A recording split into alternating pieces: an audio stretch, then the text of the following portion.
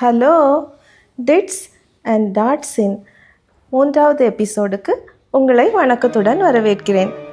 2 எபிசோடுக்கு உங்களுடைய சப்போர்ட்டுக்காக உங்களுக்கு என்னுடைய மனமார்ந்த நன்றியை தெரிவித்துக் கொள்கிறேன்.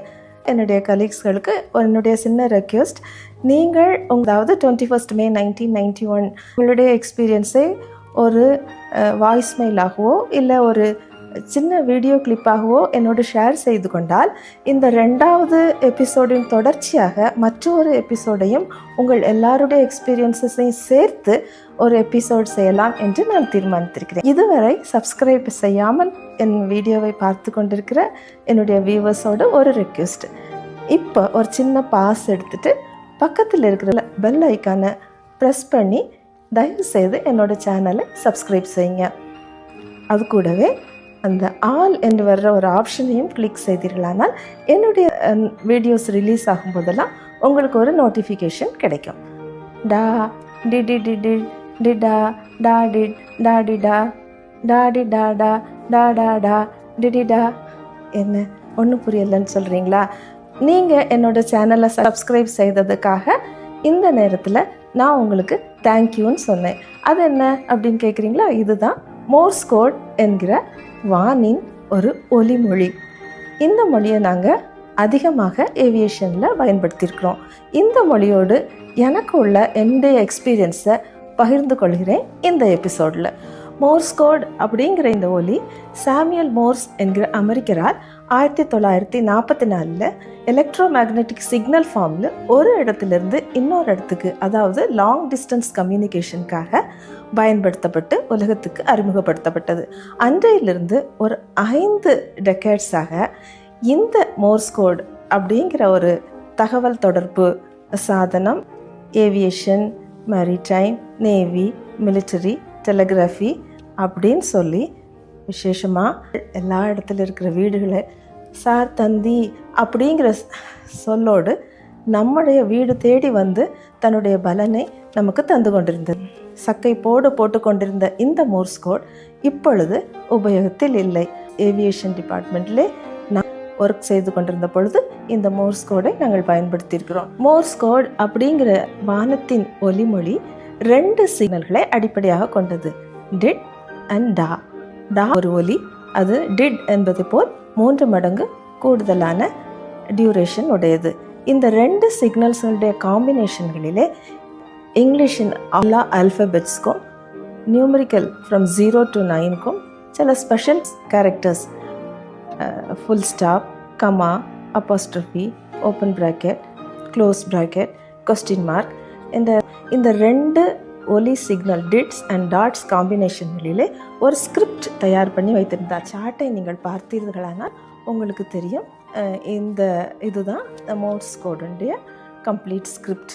இதை நாங்கள் பயன்படுத்தி தான் ஆங்கிலத்தில் எந்த டெக்ஸ்ட்டை எங்களிடத்தில் கொடுத்தாலும் அதை நாங்கள் மற்றொரு இடத்துக்கு இந்த மோர்ஸ் கோட் ஃபார்மிலே டிரான்ஸ்மிட் செய்வோம். அடுத்த எண்டில் இருக்கிறவர்கள் இதை கேட்டு திரும்பவுமாக டெக்ஸ்ட் ஃபார்மிலே எழுதி யூசர்ஸ்க்கு கொடுப்பார்கள். இதுதான் மோர்ஸ் கீ.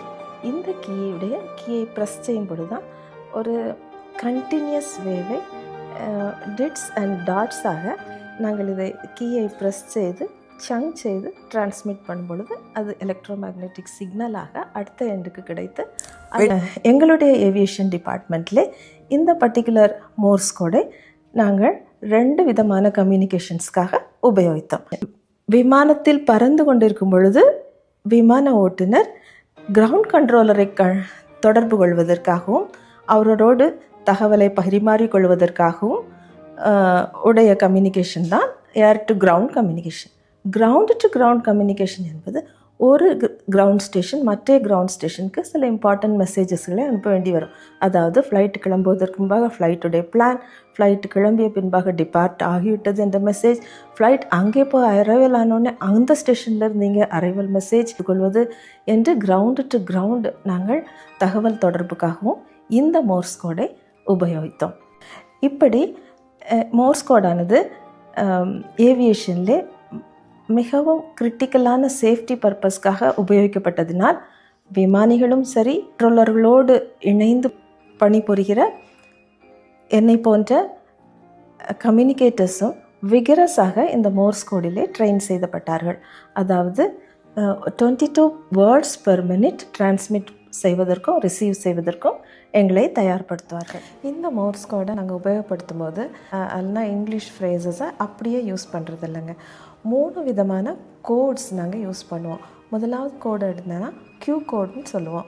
இந்த Q கோடுங்கிறது 3 லெட்டர் ஒரு கோடு. அதுக்கு ஃபஸ்ட் லெட்டர் Qவில் இருக்கும், மற்ற 2 லெட்டரும் எனி அதர் ஆல்ஃபபெட்டில் இருக்கும். ஸோ இந்த Q கோடு, இந்த 3 லெட்டர் Q கோடு வந்து ஒரு பெரிய இங்கிலீஷ் ஃப்ரேஸே மீன் பண்ணும் அப்படின்னா. அப்புறம் நான் சேனல் ஆரம்பிக்கும் போதே QTC கொஸ்டின் மார்க் அப்படின்னு கேட்பேன், 4 லெட்டர் கேட்பேன். அப்படின்னா how many messages to you have for me அப்படின்னு கேட்குறேன். உடனே அவர் எனக்கு ரிப்ளை பண்ணுவார் QTC 10 ஆர் QTC 15. அவர் கையில் எத்தனை மெசேஜ் இருக்கோ அப்படின்னு ஒரு 4 லெட்டர்லேயே ஒரு பெரிய ஃப்ரேஸை நாங்கள் சொல்லி முடிச்சிடுவோம். இந்த கோட் சிஸ்டம்க்கு பேர் Q கோட். இதையும் நாங்கள் மோர்ஸ் கோடோட சேர்த்து உபயோகிப்போம்.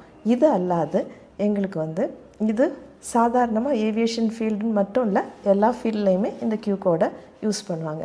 இது அல்லாது எங்களுக்கு ஏவியேஷன் ஃபீல்டில் தனியாக ஒரு கோடிங் சிஸ்டம் இருந்தது. அது எப்படின்னா, வேர்ல்டில் இருக்கிற எல்லா ஸ்டேஷன்ஸ்க்கும் நேம் எதுவாக இருந்தாலும் நாங்கள் ஒரு 4 லெட்டர் கோடில் அதை சொல்லுவோம். அது எப்படின்னா, IGI ஏர்போர்ட் நியூ டெல்லி எவ்வளோ பெரிய ஃப்ரேஸ், இதை நாங்கள் ட்ரான்ஸ்மிட் பண்ணுறதுக்கு VIDP அப்படிங்கிறத யூஸ் பண்ணிடுவோம். இந்த மாதிரி வேர்ல்டு ஃபுல்லாக இருக்கிற ஸ்டேஷன்ஸ்க்கு எங்களுடைய இன்டர்நேஷ்னல் சிவில் ஏவியேஷன் ஆர்கனைசேஷன், அதாவது ICAO என்று நாங்கள் சொல்லுவோம், அந்த ஆர்கனைசேஷன் எல்லா ஸ்டேஷன்ஸையும் லிஸ்ட் பண்ணி ஒரு டாக்குமெண்ட்டே பப்ளிஷ் பண்ணியிருக்காங்க. அந்த டாக்குமெண்ட் லொக்கேஷன் இண்டிகேட்டர் 7910. அதில் இருக்கிற கோடையும் நாங்கள் கம்ப்ளீட்லி கட்டாயமாக இந்த மோர்ஸ் கோடோட சேர்த்து உபயோகப்படுத்தணும். இது அல்லாது இன்னொரு கோடையும் நாங்கள் யூஸ் பண்ணுவோம். முதலாவது பண்ணது இங்கிலீஷ் ஃப்ரேசஸ்க்குள்ள ஒரு கோடிங் சிஸ்டம். அடுத்தது நான் சொன்னது லொக்கேஷன்ஸ்க்குள்ள ஒரு கோடிங் சிஸ்டம். மூணாவது இங்கிலீஷ் வேர்ட்ஸ்க்குள்ள ஒரு கோடிங், அதுதான் அப்ரிவியேஷன். அதாவது டிபார்ச்சர் அப்படின்னு சொல்கிறதுக்கு பதிலாக DEP அப்படிங்கிற 3 லெட்டர், அரைவல்னு சொல்கிறதுக்கு பதிலாக ARR அப்படிங்கிற ஒரு ஆல் ஆஃப்டர் அப்படி சொல்லணும்னா AA அப்படிங்கிற 2 லெட்டர். இப்படியாக ICAO அப்ரிவியேஷன்ஸை நாங்கள் கட்டாயமாக உபயோகிக்கணும். இது எல்லாத்தையும் லிஸ்ட் பண்ணி எங்களுக்கு ஒரு டாக்குமெண்ட் கொடுத்துருக்காங்க 8400. இந்த 8400ல் இருக்கிற அத்தனை அப்ரிவியேஷன்ஸையும் நாங்கள் யூஸ் பண்ணுவோம். ஸோ இந்த Q code plus location indicator plus இந்த அப்ரிவியேஷன்ஸ் அண்ட் கோட்ஸ், இந்த 3ஐயும் சேர்த்து மோர்ஸ் கோடில் உபயோகித்து நாங்கள் டிரான்ஸ்மிட் பண்ணும்போது இந்த மோர்ஸ் கோட் கம்யூனிகேஷன் எப்படி இருந்ததுன்னா ரொம்ப ரிலேபிளாகவும் ரொம்ப அஜைலாகவும் இருந்ததுங்க. வாய்ஸ் கம்யூனிகேஷன் கூட அந்த காலகட்டத்தில் எங்களோட இந்த மோர்ஸ் கோட் டிரான்ஸ்மிஷனோட பீட் பண்ண முடியாத அளவுக்கு எங்களோட கம்யூனிகேஷன் இருந்தது. காலங்கள் மாற மாற வாய்ஸ் கம்யூனிகேஷனில் வந்த அட்வான்ஸ்டு டெக்னாலஜிகள் வாய்ஸ் கம்யூனிகேஷனை ஒரு ரிலேபிள் கம்யூனிகேஷனாக மாற்றிய பிற்பாடு கொஞ்சம் கொஞ்சமாக இந்த மோர்ஸ் கோடின் யூசேஜ் சரிந்து கொண்டே வந்தது.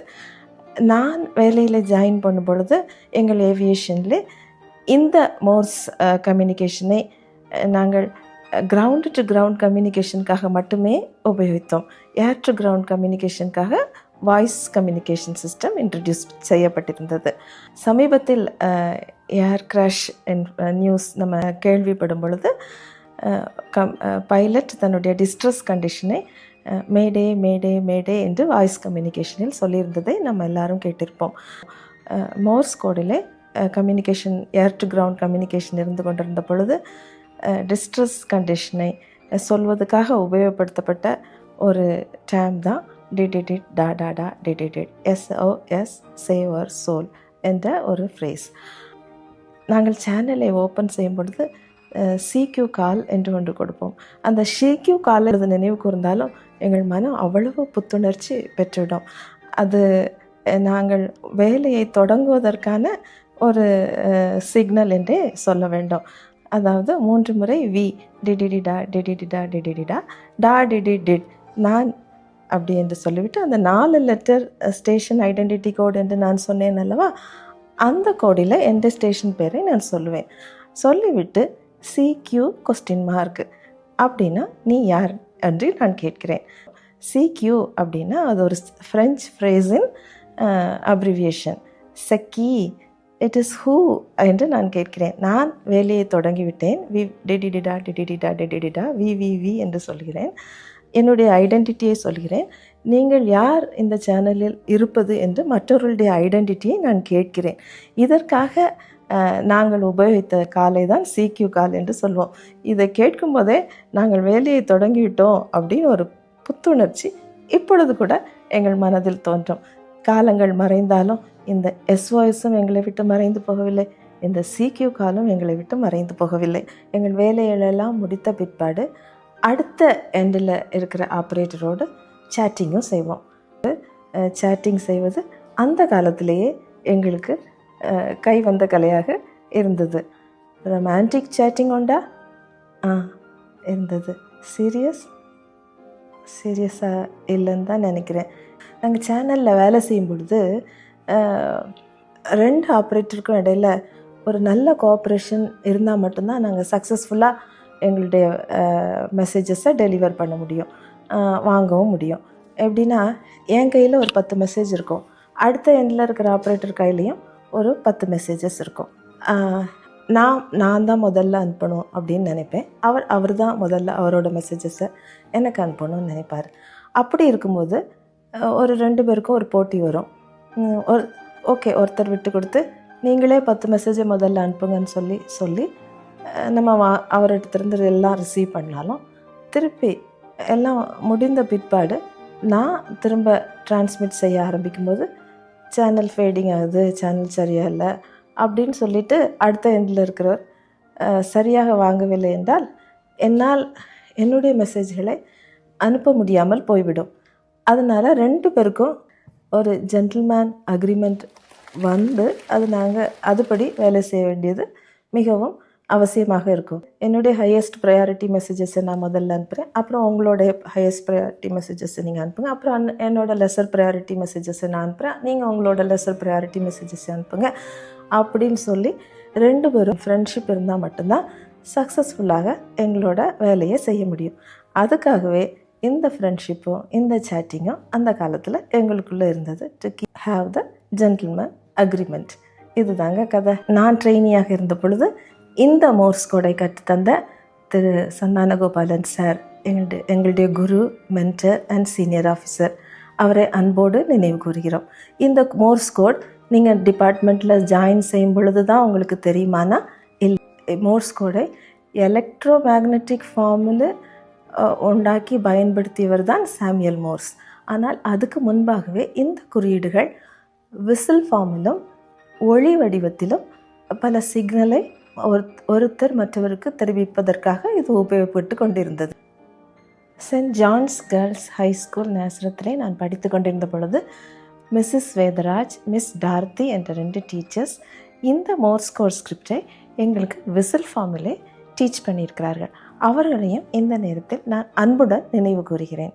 நாங்கள் aeronautical fixed service, aeronautical mobile service, aeronautical broadcasting service, aeronautical information service என்று பல ஏரியாஸ்லேயும் ட்ரெயின் பண்ணப்பட்டாலும் எங்களுடைய ஒர்க்கிங் டியூட்டிஸ் எவ்ரிடேஸ் ரொட்டேஷன்ஸிலும் வந்து கொண்டிருக்கும். நாங்கள் வேலை செய்த பல யூனிட்ஸ்களில் ஒன் ஆஃப் த ஏரியா தான் இந்த வயர்லெஸ் டிரான்ஸ்மிஷன் என்று சொல்லக்கூடிய மோஸ்ட்லியாக ரேராக நாங்கள் அதில் வேலை செய்தாலும் இந்த மோர்ஸ் கோடில் வேலை செய்வது ஒரு ஃபேஷினேட்டிங் ஆகவும் ஆசம் எக்ஸ்பீரியன்ஸாகவும் எங்களுக்கு இருந்ததென்றே சொல்லலாம். ஒருவேளை சாதாரணமாக மற்றவர்களுக்கு தெரியாத வானத்தின் இந்த ஒலிமொழி நமக்கு மட்டும் தெரிகிறது அப்படிங்கிற ஒரு பெருமிதமா என்று எனக்கு சொல்ல தெரியவில்லை. காலப்போக்கிலே இந்த மோர்ஸ் கோடின் உபயோகம் இப்பொழுது இல்லை. காலங்கள் மறைந்தாலும் மோர்ஸ் கோடும் அதனுடைய உபயோகமும் எங்கள் நினைவை விட்டு இன்றும் மாறவில்லை.